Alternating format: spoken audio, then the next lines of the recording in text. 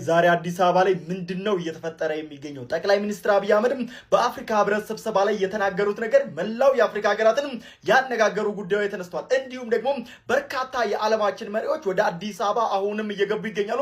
የአፍሪካ ህብረት ስብሰባን ተውትና ሌሎች ዓለማችን ላይ የሚገኙ ትልልቅ መሪዎችም ወደ አዲስ አበባ እየመጡ ይገኛሉ። ይህ ነገር ወዴት እየሄደ ነው የሚለው ጉዳይ እጅግ በጣም አሳሳቢ ነው። አሁን ላይ የኢምሬት ንጉስ የሆኑት ሼህ ዛይድ በቀጥታ ወደ አዲስ አበባ ገብተዋል።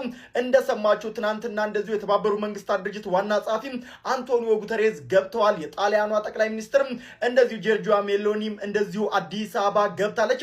በቅርቡም ደግሞ ሌላ ከፍተኛ የተባለ የዓለማችን መሪዎችም ወደ አዲስ አበባ እንደሚገባ ጭምጭምታዎች እየተሰሙ ይገኛሉ።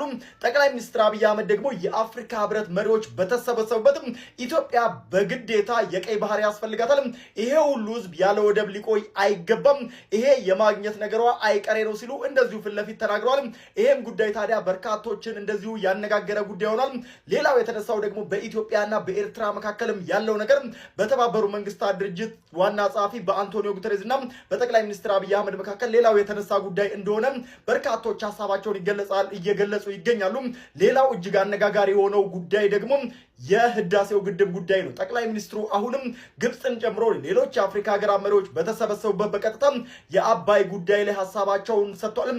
የህዳሴ ግድብ እኛ ኢንዱስትሪዎችን እያንቀሳቀስንበት እንደዚሁም ደግሞ የውጭ ምንዛሬ እያገኘንበት የሚገኝ እጅግ በጣም ትልቅ ፕሮጀክት ነው ሲሉ እንደዚሁ ፊት ለፊት ተናግረዋል። ብዙ ጉዳዮች እየተነሱ ይገኛሉ። ዝርዝሩን ነግራችኋለሁ፣ ተከተሉ።